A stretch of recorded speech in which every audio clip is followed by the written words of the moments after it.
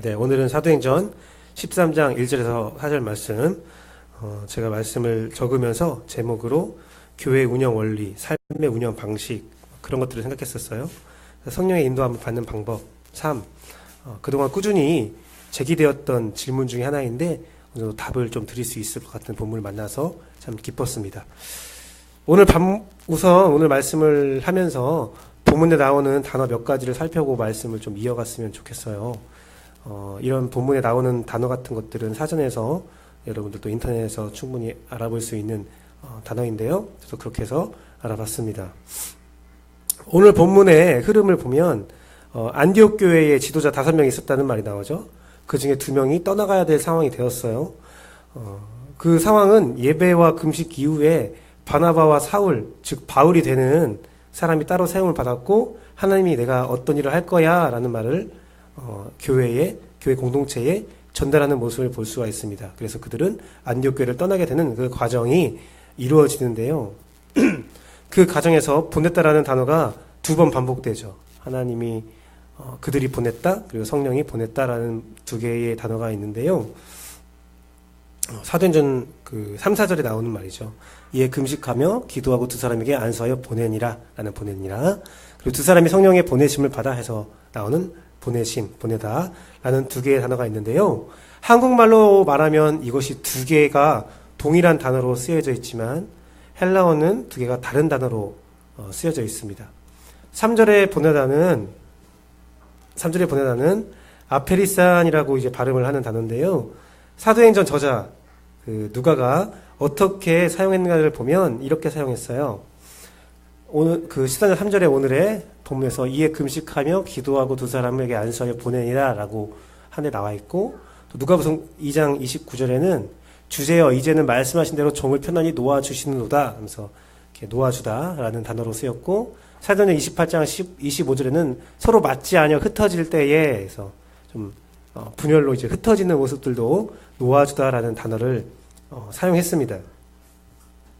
사전의 보내심은 어떤 단어냐면요, 발음이 굉장히 이상해요. 에펜푸텐텍스라고 하는데, 네, 에펜푸텐텍스라고 하는데 이것도 발음을 어떻게 하는지 알아보는 사이트에서 이제 알아보고 제가 이게 읽어봤을 사전 보고 읽어봤을 때 제 발음이 맞나 의구심이 들어서 다시 한번 찾아봤거든요. 네, 에펜푸텐텍스라고 발음한다고 하더라고요. 근데 누가가 어떻게 사용했냐면 오늘 보내심을 받아를 17장 10절에서 밤에 형제들이 곧 바울과 실라를 베레아로 보내니 라고 하는 그 보낸다는 단어에서 사용되었습니다. 즉 3절의 단어는 어떻게 쓰이냐면 자유케 하고 놓아주는 의미로 쓰이는데, 또 헤어지는 단어로 쓰이는데, 이 자유와 놓아줌에 목적지가 나오지 않아요. 그냥 놓아주는 거예요. 뭐 목적지나 어떠한 방법이나 미래나 예상이 없고 완전히 절단하는 거죠. 완전히 끊어지는 거예요. 그 사람이 나중에 어떻게 행동할까에 대한 그런 사전 지식이나 그런 관심 없이 완전히 절단시키는 것을 말합니다. 4절의 놓아줌은 어떨 때 쓰이냐면 목적지가 있을 때에 어떤 목적지로 보냈다라는 관계가 이어지고 보내는 목적이 있는 보내심이에요. 그러니까 보내는 주체가 어떤 존재를 멀리 보내는데, 보낸 다음에 네가 알아서 해. 나는 그 다음의 행동들은 나는 모르겠어. 라는 보내심이 바로 3절에 쓰여진 보내심이고, 야 너는 가서 내가 이걸 해야 돼. 라는 보내심이 바로 4절의 보내심이죠. 더 예를 쉽게 들어 설명하면, 여기 있는 컵을 제가 누구한테 줘요. 이 컵을 내가 보내는 거예요. 여러분 보내면서 내가 가져, 그냥 보낸다 할 때는 3절의 보내심으로 쓰면 되고, 이거 컵을 주면서 이 컵으로 물을 먹어, 아니면 이 컵으로 네 연필꽂이 써, 아니 이 컵으로 던지고 놀아, 어떤 목적이 정해지면 그걸 같이 전해주면 4절의 보내심을 쓴다는 것입니다. 또 한 가지 단어를 또 알아보기 원하는데요. 2절에 나온 단어입니다. 2절의 단어는 하나님께서 바나바와 사울을 따로 세웠다, 따로 분리했다라는 내용에 쓰여진 단어인데요. 같은 저자인 누가가 누가복음 6장 22절에 쓰인 단어는 이것은 아포리서레라는 단어인데 버린다는 단어에 사용합니다. 버린다. 인자로 말미암아 사람들이 너희를 미워하며 멀리하고 욕하고 너희 이름을 악하다 하여 버릴 때에는 너희에게 복이 있도다. 한테 쓰인 단어인데요. 근데 이 단어는 뭐냐면 사전에 보면 이 단어 아포리서레를 세 가지 의미로 설명하고 있어요. 분리와 격리와 출교. 한마디로 따로 세우는 그 과정 가운데서 좀 매몰차고 찢어지고 격리시키는 완전한 그 독립시키는 그러한 단어로 쓰이는 거죠. 약간 좀 매몰차게 몰아낼 때, 몰아세울 때 조금 무섭고 단호하고 잔인한 의미로 사용되는 단어이죠. 근데 이 단어를 가지고 오늘 본문에서 사용되고 있다는 거죠. 그래서 이 단어를 가지고 설명하면서 성령의 인도하심, 또한 부르심에 분별하는 방법, 또 교회 운영의 원리를 한 부분을 살펴보기를 원합니다. 다시 한번 말씀해 드리면 단어의 제주명을 보면 아페리사는 목적지가 없는 놓아줌이었고 완전한 자유를 보장하는 거였고, 에페부텐테스는 목적심이 있는 어떤 보내심이었고, 아포리사레는 버림, 분리, 격리, 출교의 의미가 있었다라는 거죠.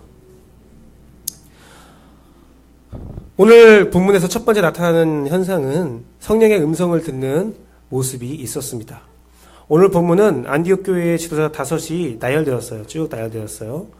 그래서 주를 섬기는 일과 그들이 주를 섬기는 일을 했고 또한 금식을 하였다라고 기록되어 있는데, 공동 번역의 성경에서는 주를 섬기는 일을 뭘로 번역하고 있냐면 예배했다라는 말로 번역하고 있어요. 그러니까 우리 개역개정에서는 주를 섬겼고 금식할 때에 하나님께서 그들에게 성령이 음성을 들어줬다라고 이렇게 기록되어 있다면, 공동 번역은 그들이 모여서 예배하고 금식할 때에 이러한 일이 있었다라고 말씀을 이어가고 있죠.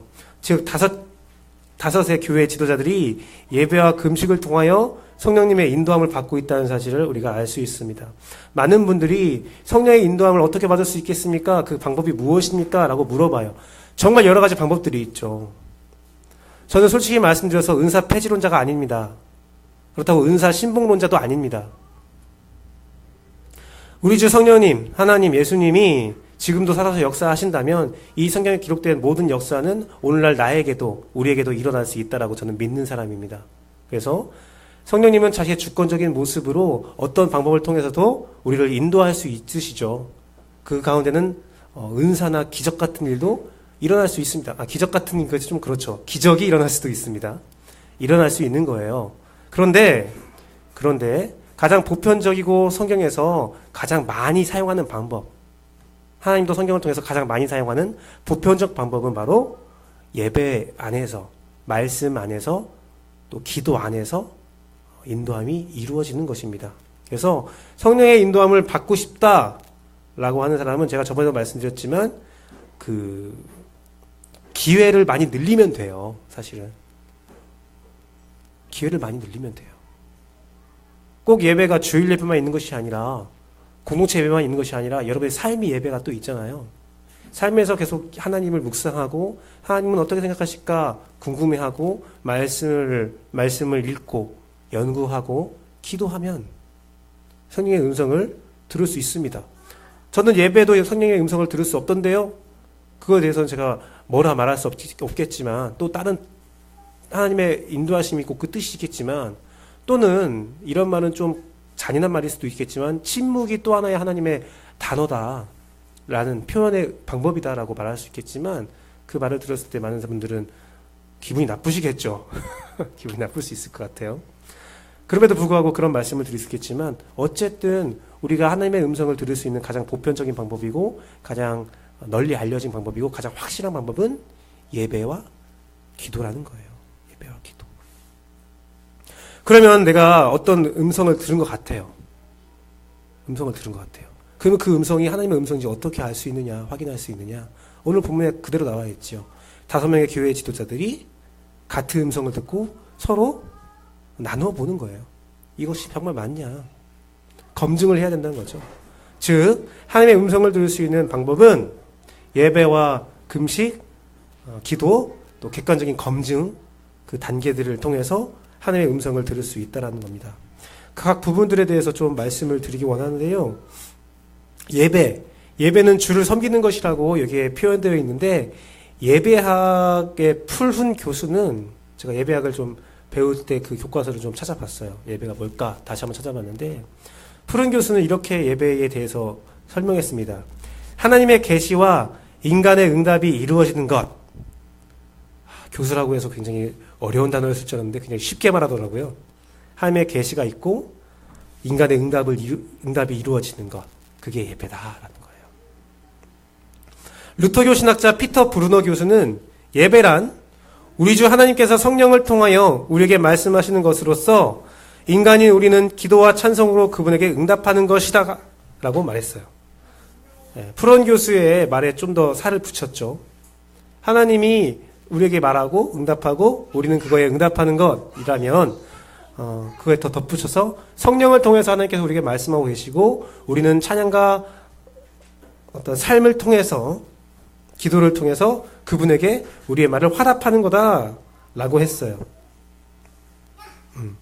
즉 주를 섬기는 예배는 하나님의 음성을 듣고 그 음성에 반응하는 것이라고 우리가 말할 수 있습니다.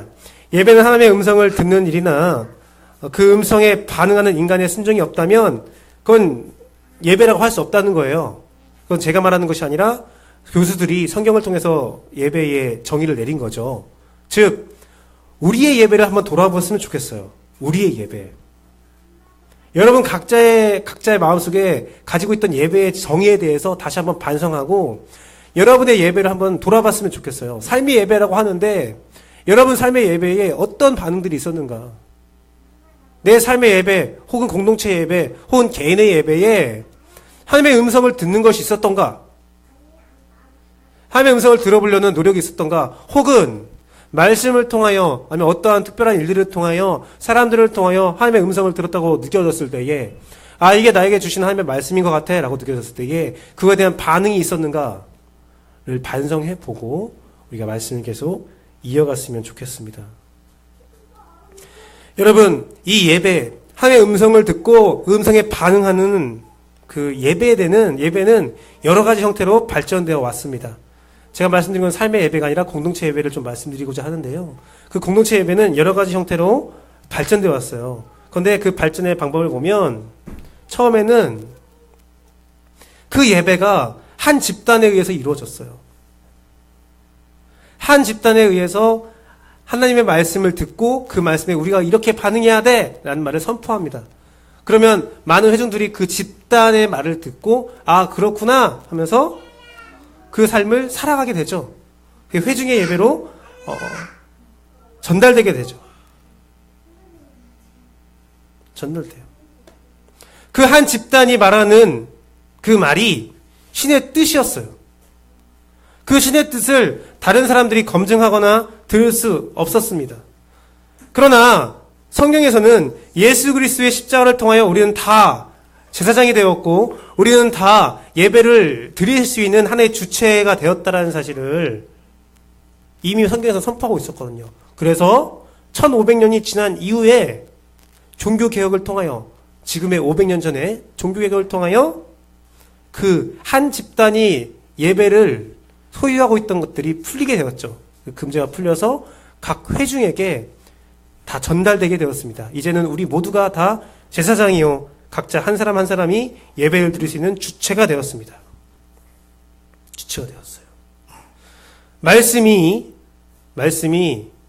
번역되면서 일반인도 말씀을 읽을 수 있게 허락되었습니다. 허락되었죠. 그 예배가 회중으로 돌아오는데 회중으로 돌아오는 시작이 된 게 1500년이 걸렸어요. 1500년이요. 오늘 새벽에 오늘 말씀을 제가 준비하면서 계속 준비하는 것을 계속 반복해서 읽으면서 계속 묵상하면서 갑자기 그런 생각이 들었어요. 1500년 만에 말씀이 열렸구나라고 묵상한 것을 계속 묵상하면서 지금 종교개혁 500년이 되었는데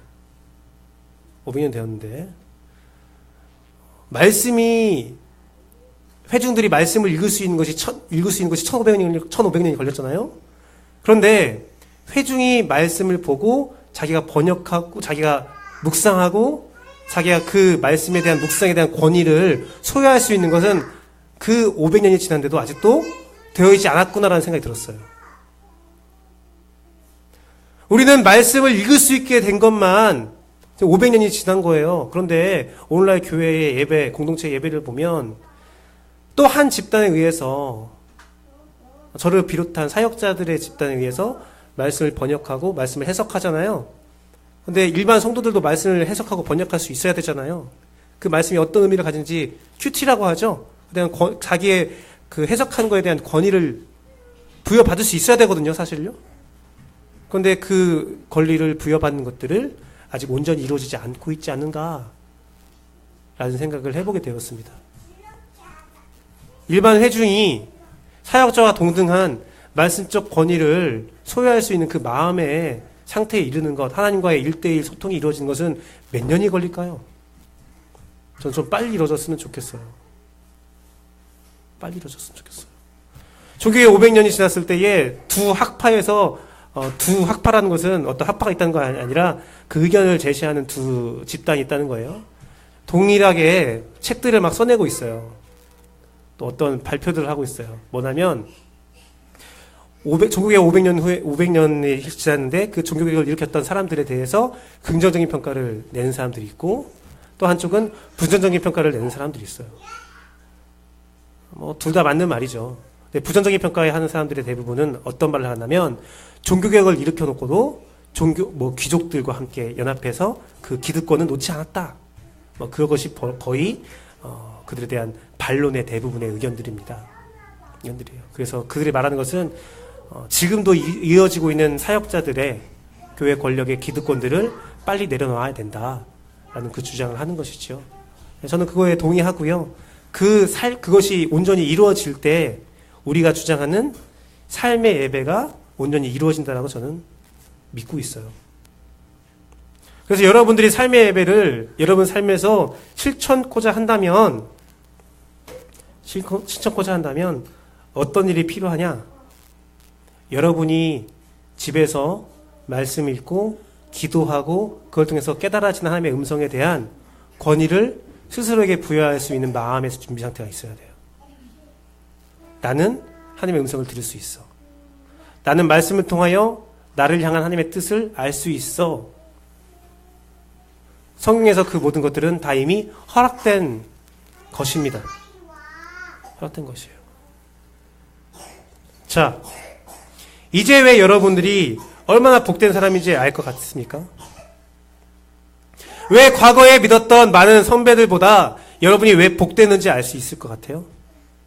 여러분에게는 예수 그리스도의 십자가의 보혈도 있고, 말씀을 해석할 수 있는, 또 말씀을 읽을 수 있는, 또 말씀에 대한 연구를 할 수 있는 여러 가지 자료들이 정말 많이 있고, 또한 그걸 통해 여러분이 시간을 조금만 노력한다면 그런 예배를 드릴 수 있는 여러분이 될 수 있기 때문에 그래요.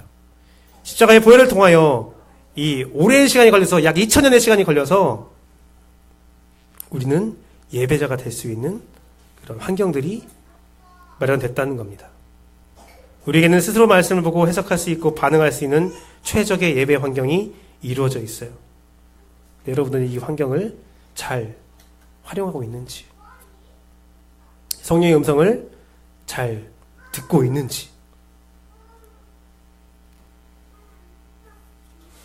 또한 성령의 음성을 들은 5명의 공동체 지도자들은 금식을 했다고 되어 있어요. 금식.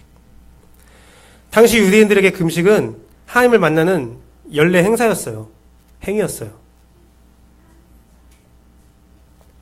오늘날 우리에게 금식은 어떠한 죄를 회개하는 특별한 일이었다면 그들은 종교 생활을 하면서 주기적으로 금식을 했다라고 알려져 있습니다. 금식은 하나님을 만나는 중요한 행위였는데요. 그런데 오늘날도 우리가 잘 이해하지 못하는 부분이 있어요. 금식은 단순한 굶음이 아니에요. 금식은 굶으면서 하나님을 계속 기도하는 것, 그게 아니에요. 사실 금식에는 중요한 행위가 하나 수반되어 있습니다. 이사야서 말씀을 같이 읽어봤으면 좋겠습니다.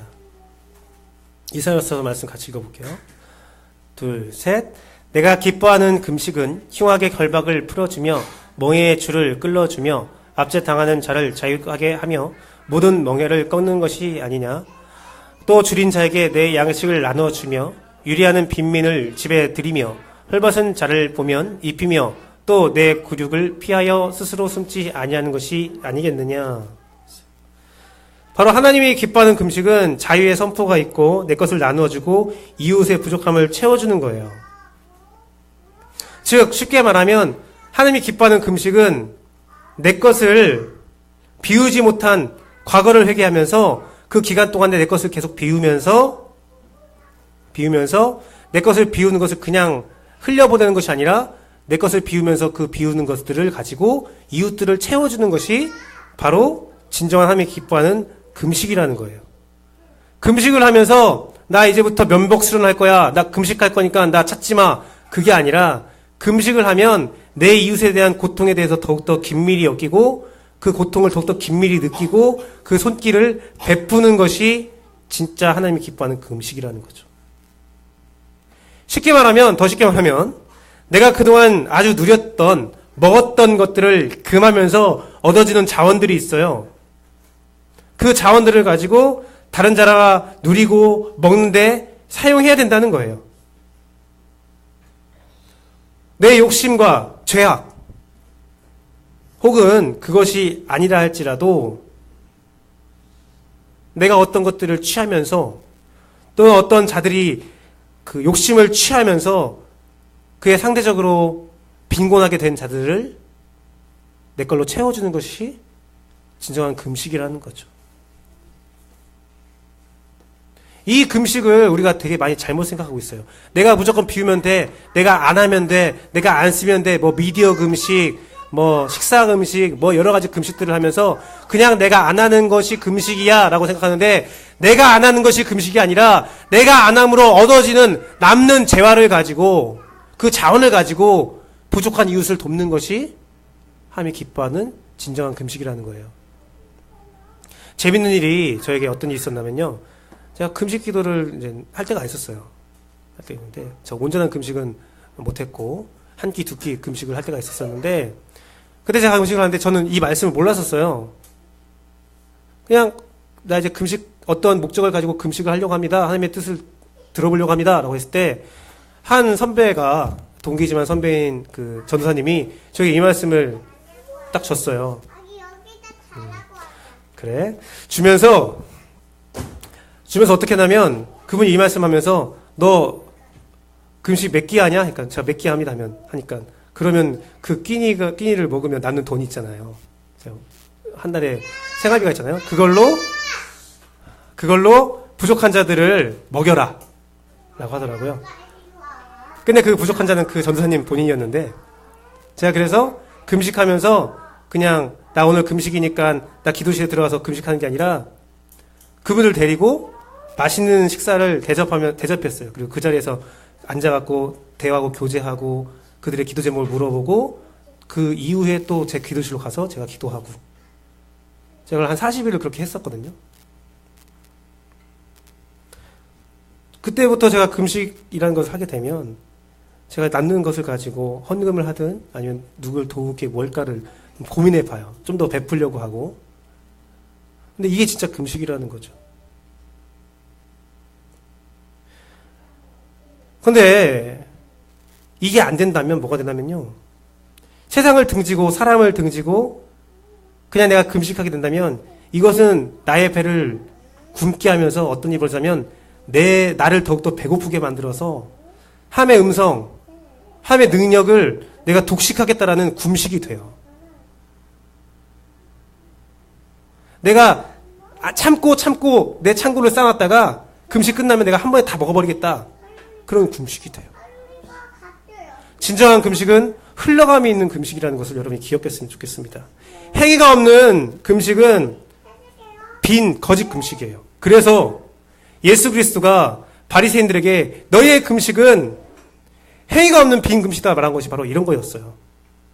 바리새인의 금식은 욕심이 있는 금식이었거든요. 배품이 없는 금식이었거든요. 흘러감이 없는 금식이었거든요. 즉 오늘 우리가 예배와 금식을 배우고 있는데 예배와 금식은 끝내 자신을 내려놓고 하나님을 기쁘게 하는 것들에 대한 구체적인 행위를 말하는 거죠. 하나님의 음성을 듣기 위해서, 성령의 음성을 듣기 위해서 우리가 행하는 모든 것들, 예배와 금식은, 그 종교 지도자들 5명이 했던 예배와 금식은 바로 무엇이었냐? 우리 아이들이 그래도 매너 있네요. 조용히 하라고. 끝내는 그 종교 지도자 5명이 했던 예배와 금식은 자기의 내려놓음이었어요. 자기의 내려놓음이었다는 거죠. 자, 본문에 시작할 때 그 5명이 그런 예배와 금식을 하자, 자기를 내려놓는 구체적인 행위들을 해왔던 그 금식들을 하자, 지도자들에게 성령의 음성이 허락됩니다. 네. 그리고 본문의 시작이 되면서 5명의 지도자들이 나열됐던 이유가 나오게 됩니다. 오늘 성령님의 음성은 개인에게만 허락된 음성이 아니라 그냥 주시면 될 것 같아요. 우리 아이들이. 성령의 음성은 개인에게만 그 허락된 음성이 아니라 공동체에 허락된 음성이었어요. 5명이 동시에 느꼈다는 거죠. 그 5명 몇 면을 바라보면 바나바라는 애가 있고, 또한 외국 사람이 있었고, 이방인이 있었어요.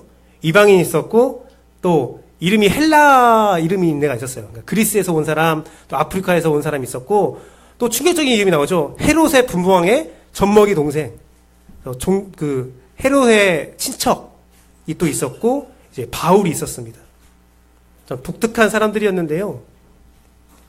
그 사람에게 한 명에게만 전달되어서 바나바가 권위를 가지고 야 내가 이런 말을 들었어가 아니라 5명이 동시에 그 말을 들었다는 거예요.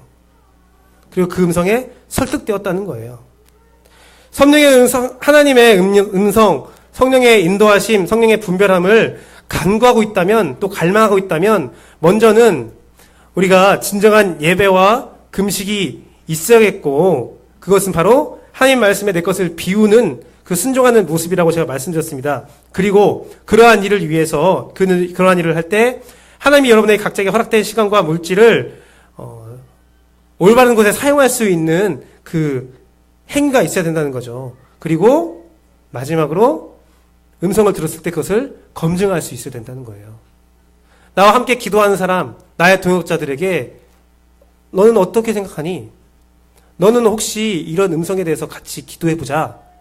너도 나의 기도에 같이 동참할 수 있겠니? 하면 내가 나도 같이 기도해줄게. 하면 그 기간을 정해놓고 함께 기도하고 예배하고 금식하고 그 나눔을 가져야 된다는 거예요. 너는 이 말씀에 대해서 어떻게 생각했니? 내가 이런 말씀을 들었는데 난 이렇게 해석이 되는데 넌 어떻게 생각하니? 그거 같다. 나도 이런 말씀을 들었는데 이런 것 같아 하면서 맞춰가면서 서로의 생각을 맞춰가면 하나님께서 분명 그 공동체에 사람들에게 동일하게 주는 말씀이 있다라는 것, 그것을 발견해야 된다는 거예요. 자, 그러면 응답이 있는 이후에 종교 지도자들은 어떻게 행동했느냐? 또 금식을 해요. 또 금식을 해요. 그 이유가 무엇인지를 우리가 알아보길 원합니다. 그들은 너무나도 분명한 하나님의 음성을 들었는데도 불구하고 결정을 위해서 금식하는 이유는 하나님이 그들에게 내린 하나님의 뜻은 너무나도 분명했지만 의심할 수밖에 없을 정도로 따르기 힘들었기 때문이에요. 먼저는 그들의 리더 바나바, 그리고 그 바나바가 선생으로 데려온 바울과 결별해야 된다는 거였어요. 결별도 힘든데, 헤어지는 것도 힘든데, 오늘 우리가 단어를 알아봤을 때의 그 결별이 뭐였냐면 그들에게 목적도 없고 기약도 없는 출교와 같은 헤어짐이었어요. 너무 단호했어요. 하나님의 음성이 바나바 바울을 내보내라 라고 했는데 그 내보냄이 너무나 단호했어요. 버리라는 거였어요. 제가 그 5명의 리더에 대해서 말했는데 5명의 리더 중에서 가장 핵심적인 사람이 바나바와 바울이었잖아요.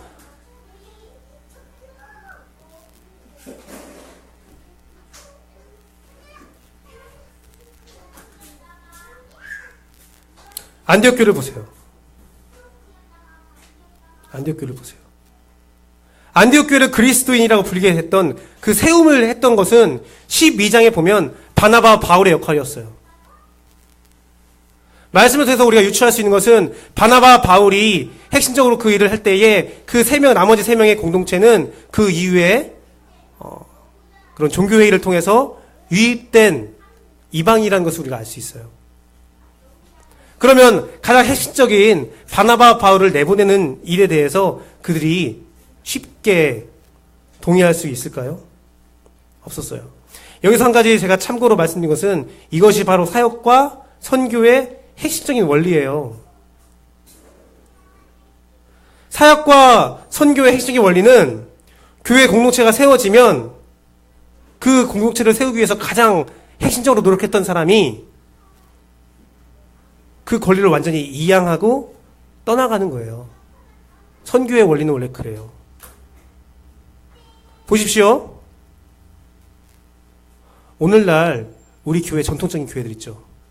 오랜 시간 역사가 있다는 교회 있죠. 우리나라예요. 그 교회를 세운 사람들이 누굽니까? 선교사들이에요. 사실 우리들은 돈이 없었어요. 선교사의 지원을 받고 외국의 지원을 받고 세워진 교회들이에요. 그 교회의 역사를 보면 첫마디에 다 이거 있습니다. 외국 선교사 누가 와서 교회를 세웠다가 다 돼 있어요. 자, 오늘날 그들의 자손, 이 교회의 목사거나 중직이 있습니까? 없어요. 양화진에 가면 많은 무수한 선교사님이 핏값을 받았고 거기에 안 묻힌 핏값도 있었어요. 근데 한국 교회를 보면 그 외국인들이 어떤 권리와 어떠한 권한을 가진 걸 본 적이 있습니까? 없어요. 다 나갔어요. 다 끝났어요. 권리를 다 이양했어요. 그런데 안타깝게도 오늘날 우리나라에서 나간 선교지에 다 그런 건 아니에요. 다 그런 건 아니지만 어떤 일을 합니까? 권리 이양을 종교 지도자를 세우는 사람도 있겠지만 권리 이양을 안 하는 분들이 굉장히 많아요. 그렇게 되면서 그 안에서 갈등이 벌어질 때도 있거든요. 그러니까 여러분 생각할 때 교회 공동체가 세워지고 그 일이 있을 때 하나님께서 지금 알려주고 있는 거예요. 말씀을 통해서 알려주고 있는 거예요. 가장 그 공동체가 세워지면 가장 있어야 될 것이 바로 권리 이양이라는 거죠. 헤어짐이라는 거죠. 그 헤어짐이 그냥 어떤 이어짐의 헤어짐이 아니라 완전히 단호할 정도로, 잔인할 정도로 단호하게 헤어질 수 있어야 된다는 거예요. 안디옥 교회가 그 결정이 쉬웠을까요? 아니요. 쉽지 않으니까 그 이후에 금식을 하는 거예요. 이게 진짜 맞는지. 야, 우리가 맞는 게 하나님의 음성이 맞는 것 같아. 근데 너무 가혹하잖아. 이게 맞는지 다시 한번 금식해보자. 그 금식 이후에, 기도 이후에 그들은 자신의 생각과 자신의 뜻을 버려버리고 하나님의 뜻을 순종합니다. 성령의 단호한 음성에 모든 것을 내걸고 기도했지만 하나님의 음성은 변하지 않았기에 그들은 그 음성에 설득되어 그 일들, 바나바와 바울을 잔인하게 내쫓든 자유를 줍니다. 이제 우리 안디옥 교회와 바울, 바나바 당신은 아무 상관이 없습니다. 당신이 어디로 갈지 모르겠지만 하나님이 당신들을 따로 세웠다고 우리와 분리하겠다고 말씀하셨으니 우리도 당신을 자유하게 놓아주겠습니다. 바나바 바울조차도 내가 어디로 갈지도 알지 못하지만 그게 하나님의 뜻이 맞기 때문에 내가 그거에 순종하여 내가 안디옥 교회를 나오겠습니다라는 선택을 하게 됩니다. 그런데요, 신기한 일이 벌어져요. 신기한 일은 아무 목적도 없고 어디로 가야 할지 알지 못하는 그 결정 이후에 비로소 그 모든 걸 내려놓자 비로소 성령님께서 그들을 인도했다라는 사실입니다. 모든 것을 버린 바나바 바울에게 바로 성령님은 네가 어디로 가야 될지를 알려주고 있죠. 성령님이 그들을 구부로라는 섬으로 가라고 할 때 성령님이 그들을 구부로로 보냈다라고 기록되어 있죠. 우리는 내려놓음, 포기, 내 것을 완전히 내려놓는 거에 대해서 앞에 현실이 보이지 않기 때문에 두렵고 움켜잡으려는 습성이 있습니다. 내 것을 움켜잡을 때 성령님은 그 나아갈 방향을 알려주지 않아요. 근데 내 것을 다 내려놓고 완전히 포기하고 주여 내가 이제 어디로 갈지 전혀 알지 못합니다. 알려주소서 할 때 그때 비로소 성령의 인도하심이 시작되었습니다. 그리고 우리가 알듯이 성령님은 바나바와 바울을 통하여 그 무수한 선교를 행하셨고 그들이 죽을 때까지 성령님은 그들을 계속 인도하시는 모습을 우리는 볼 수 있는 것이지요. 말씀을 맺도록 하겠습니다. 오늘 안디옥 교회의 예배, 금식, 순종의 과정에 공통적으로 포함된 것이 무엇입니까? 그들의 예배와 그들의 금식과 그들의 순종. 포함된 것은 내 안에 내 것을 포기하는 거예요. 내 안에 내 것을 비우는 거예요. 내 안에 내 것을 놓아주는 겁니다. 내려놓아야 길이 보이고 인도하심이 시작된다는 사실을 여러분이 기억하길 원합니다. 그것은 마치 아브라함이 하나님께 처음 부름받을 때와 똑같은 과정이었죠. 네 본토 친척 아비 집을 떠나 내가 지시할 땅으로 가라. 그렇게 시작된 아브라함의 여정에는 구체적인 목적과 방법이 없었어요. 하지만 그거에 순종할 때 아브라함은 때에 따른 하나님의 인도하심을 받고 성장하고 끝내는 그가 가진 모든 것들을 내어주는 소중한 아들 이삭까지 내어주는 그 완전한 비움이 있을 때에 하나님은 그의 삶의 전체적인 예배를 완성하셨고 너는 나의 친구야 라는 호칭을 허락하셨어요. 성령의 음성을 듣기 위해는 그분과 친밀한 시간이 필요하죠. 예배와 기도가 반드시 필요합니다. 하지만 그 예배와 기도만 있다면 그분의 음성만 듣는다면 그것은 하나님의 음성을 듣는 게 아니에요. 들었다면 내 것을 내려놓고 순종해야죠. 내 주장과 완전히 상반되는 내가 지킬 수 없는 내가 이것이 하나님 음성이 맞아라고 의심할 수밖에 없는 상황이었더라도 계속 그것을 검증해 갈 때 그것이 맞다면 그거에 순종할 수 있는 내려놓을 수 있는 용기 그 한 발을 불확실한 상태에서 한 발을 내딜 수 있는 믿음의 결단이 필요하다는 겁니다. 항구에 정박된 배는 안전할 수는 있겠죠. 하지만 그 배는 모험을 하지 못하고 그 배는 배라고 할 수가 없습니다. 항구에 정박된 안전함을 버리고 불확실한 바다로 나아가야 그 목적지로 갈 수 있고 배는 배라고 할 수 있는 겁니다. 오늘날 개인적으로 공동체적인 삶의 방법을 가지고 저도 많은 고뇌와 선택을 경험하고 있습니다. 그래서 인생의 좋은 경험 중에 하나가 뭐냐면 인생은 B와 D 사이의 C다라는 말이 있죠. 벌스와 데스 사이의 초이스다라는 말입니다. 우리는 살아서 죽을 때까지 선택을 하며 살아간다는 말이죠. 이 단어를 제 개인적으로 제 나름대로 한번 바꿔봤습니다. 인생은 B와 D 사이의 C다. 바이블과 두잉 사이의 크리스트.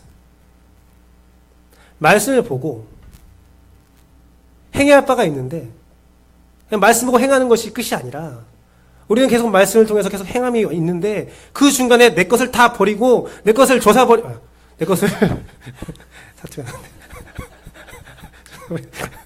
조사버린다는 게 그렇죠. 내 것을 완전히 없애버리고 버려버리고 그 안에 예수 그리스도를 채우는 것, 성령을 채우는 것, 그것이 인생입니다. 오늘날 많은 사람들이 많은 공동체가 선택은 해요.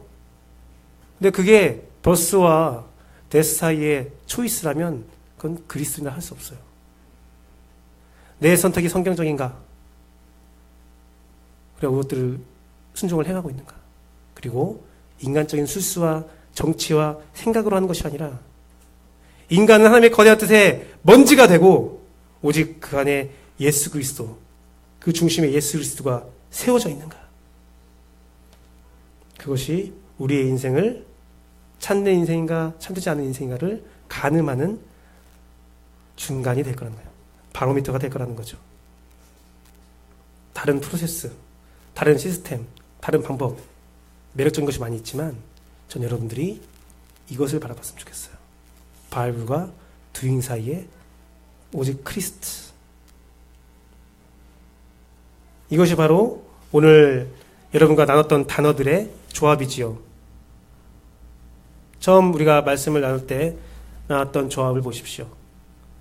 아프리산, 에브르텐텍스, 아프리사레.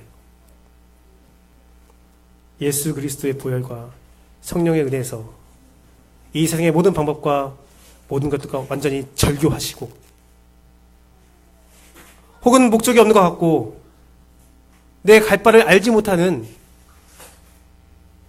내려놓음을 선택할 때 하나님 비로소 여러분들에게 에프렌텍스 목적지와 보내심과 그 모든 것들을 허락한다는 거죠. 그리고 그것이 또 돌아서 그렇게 한 사람이 비로소 분리된 자, 사도된 자로 부름을 받을 수 있는 참된 그리스도의 모습을 가질 수 있다는 겁니다. 제가 그런 목회자가 될 수 있게, 제가 그런 인간 김규배가 될 수 있게 중보해 주세요. 저도 여러분들이 그러한 분이 될 수 있게 제가 가진 모든 방법의 예배와 금식과 삶에 수반된 모든 행동들을 통해서 여러분을 돕도록 하겠습니다. 함께 만들어가는 겁니다. 제가 권위자가 아닙니다. 여러분이 저를 위해서 중보할 때 저도 여러분을 위해 중보할 수 있고 우리가 함께 그 일들을 행할 수 있는 겁니다. 오늘은 기도 나눔의 시간이죠. 그래서 우리가 몇 가지 주제를 가지고 1, 2분씩 2분, 3분씩 계속 기도하기를 원하는데요. 이 시간 우리 찬양하고 기도의 시간을 가지도록 하겠습니다. 찬양하는 것은 내가 주인 삼은 찬양하고 우리 함께 주 앞에 기도하는 시간 가지도록 하겠습니다.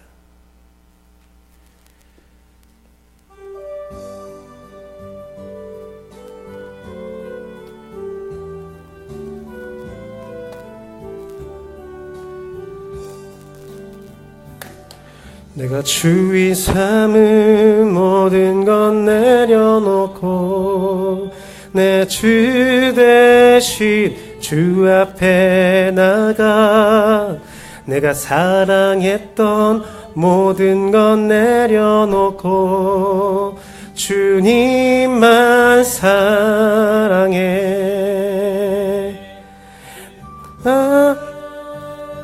거친 풍랑에도 깊은 바다처럼 나를 잠잠케 해 주 사랑 내 영혼의 반석 그 사랑 위에 서리. 이 시간에 이렇게 먼저 기도할 것은 자기 자신을 위한 기도를 드리길 원합니다. 이 시간 우리 함께